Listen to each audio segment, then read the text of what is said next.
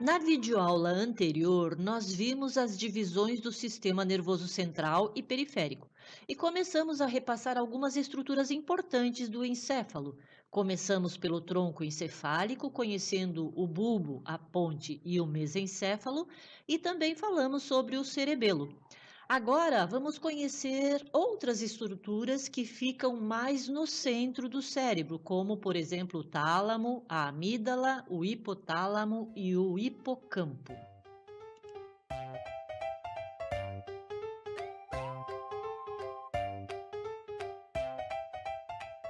O tálamo é uma estrutura de massa cinzenta, duas para dizer a verdade, uma de cada lado dos hemisférios. Tem uma forma arredondada e uma de suas funções importantes é de ser um portão de entrada para os estímulos sensoriais, controlando o fluxo das informações. O tálamo é uma estrutura muito importante do córtex, porque todos os estímulos passam por ele, com exceção do olfato. Ele parece executar um papel de modulador dessas entradas, desses estímulos, mas não é só isso, como nós vamos ver agora nas citações a seguir. Kandel nos diz que ele também determina qual informação sensorial alcança o neocórtex. Ainda, o tálamo interconecta o cerebelo e os núcleos da base com regiões do córtex cerebral que estão envolvidas com o movimento e a cognição. Cosenza também afirma que o tálamo está envolvido em processos sensoriais, motores, do controle emocional, do controle da ativação do córtex cerebral. Ele tem um papel importante no processamento das informações sensoriais. Todas as vias sensoriais, com exceção da via olfatória, passam pelo tálamo antes de atingir o córtex cerebral. Não é um simples repassador de informações ao córtex, mas interage com ele e participa de forma ativa das funções habitualmente atribuídas ao córtex cerebral. Podemos então compreender que o tálamo é uma estrutura que tem papel importantíssimo no processamento das informações sensoriais, mas não só isso, pois também tem sua participação em funções mais complexas que normalmente o córtex acaba levando crédito.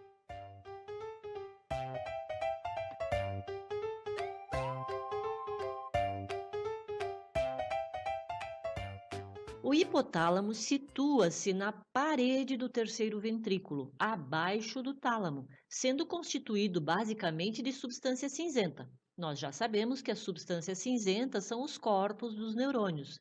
O hipotálamo tem conexões com estruturas límbicas, como a amígdala, o hipocampo e a área septal, também com a formação reticular e com regiões do córtex pré-frontal. Cosenza nos diz que o hipotálamo, apesar de suas pequenas dimensões, exerce uma gama enorme de funções, em geral, relacionadas com a homeostase, ou seja, com a manutenção do meio interno do organismo. E para termos uma ideia da sua importância, Silva nos diz que é a estrutura reguladora mais importante do cérebro e é indispensável para a sobrevivência do organismo. Ele é responsável por regular as funções vitais, temperatura corporal, ritmos circadianos, pressão sanguínea e o nível de glicose. E para esses fins, ele impele o organismo por meio de impulsos que são fundamentais, como, por exemplo, a sede, a fome, a agressão e a sensualidade. Ou seja, é um sistema silencioso que tem como responsabilidade praticamente todo o equilíbrio do nosso corpo. Recebe as informações dos órgãos internos e também do meio ambiente. É a principal estrutura que regula as atividades viscerais, participando também da regulação das emoções.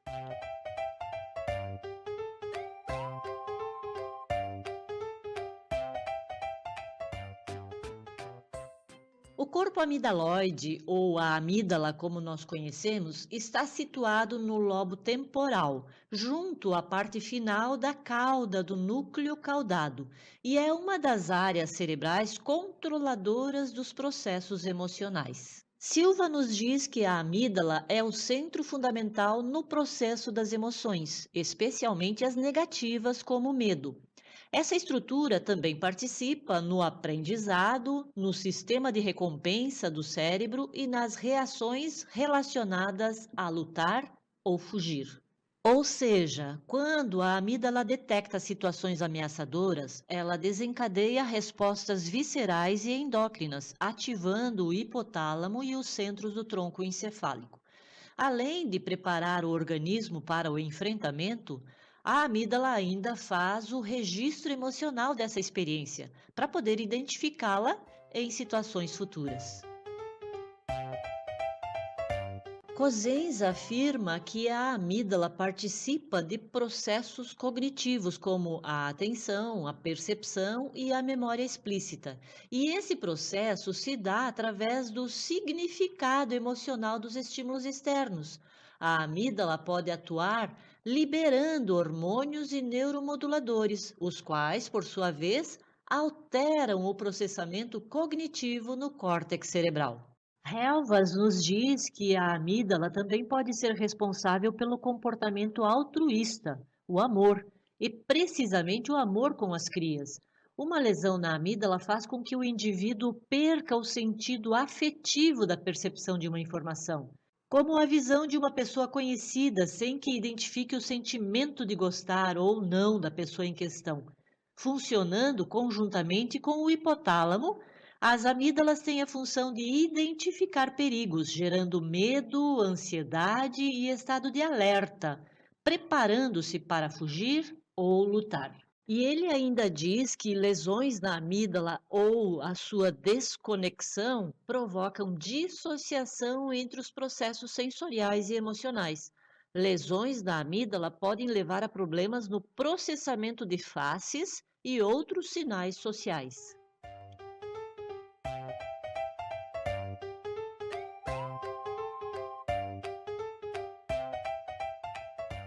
Esses autores relatam que a disfunção na amígdala está relacionada a vários tipos de transtornos, como, por exemplo, a demência, o autismo, transtorno bipolar, estresse pós-traumático, personalidade borderline e esquizofrenia.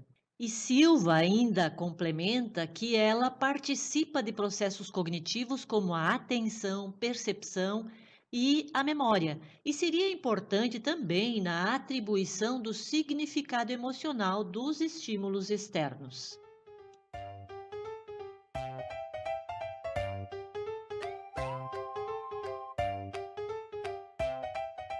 O hipocampo é uma estrutura bilateral, está localizada nos lobos temporais e aparece como uma eminência de cerca de 5 centímetros, visível no assoalho do ventrículo lateral.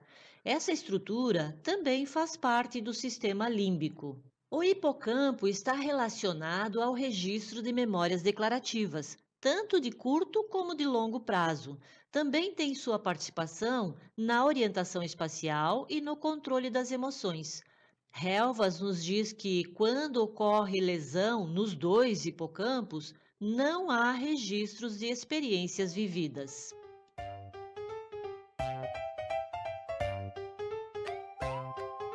Segundo Cosenza, o hipocampo apresenta diferentes regiões com funções diferentes. Por exemplo, na sua porção posterior, parece estar envolvida com os processos cognitivos de aprendizagem e memória, já na sua porção anterior, com a emoção e o comportamento motivado. Essas funções são também importantes no fenômeno da memória. E ele ainda afirma que a conexão entre o hipocampo e a amígdala explica como a emoção influencia a memória declarativa. As lesões específicas no hipocampo anterior alteram preferencialmente as respostas ao estresse e ao comportamento emocional.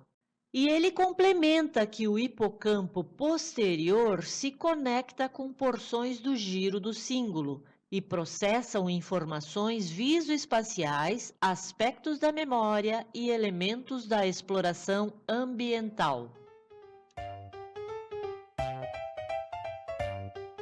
E Cosenza nos traz uma informação bem importante. Ele nos diz que descobertas mais recentes vieram demonstrar que no hipocampo ocorre alguma renovação de neurônios ao longo de toda a vida, o que deve ser importante para a execução de suas funções. A exemplo do que acontece com outras áreas cerebrais, hoje sabemos que no processo de envelhecimento normal não existe uma perda neural significativa no hipocampo. Contudo, na doença de Alzheimer, ocorre uma acentuada diminuição de neurônios na formação hipocampal, que pode levar a um isolamento funcional de suas estruturas, o que explicaria a deficiência de memória, uma das características mais evidentes dessa doença.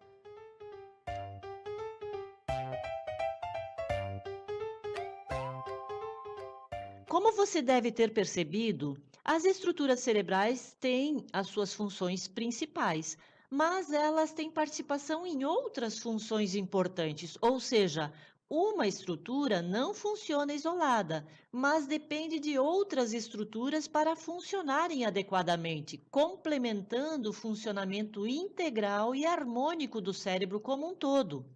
Para encerrarmos essa videoaula, nós vamos relembrar rapidamente o que vimos até agora sobre as principais estruturas do cérebro. Nós passamos pelas estruturas do tronco encefálico, o bulbo, a ponte e o mesencéfalo, estruturas que são atribuídas às funções vitais e de sobrevivência do organismo, além de passar por ali um sistema de grande importância para dar ao cérebro o tônus necessário para permanecer alerta, a formação reticular.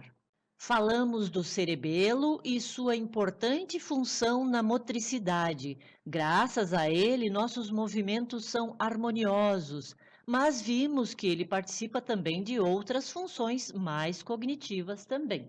Passamos para o tálamo e vimos que ele é um portão de entrada dos estímulos sensoriais, por onde entram todos os estímulos, com exceção do olfato.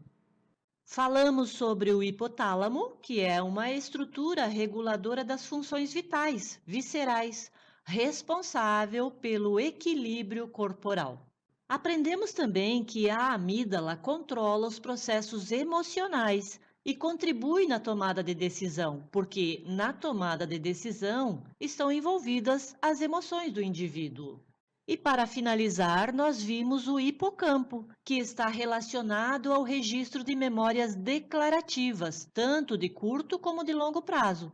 Mas vimos também que ele apresenta participação na orientação espacial e também no controle das emoções.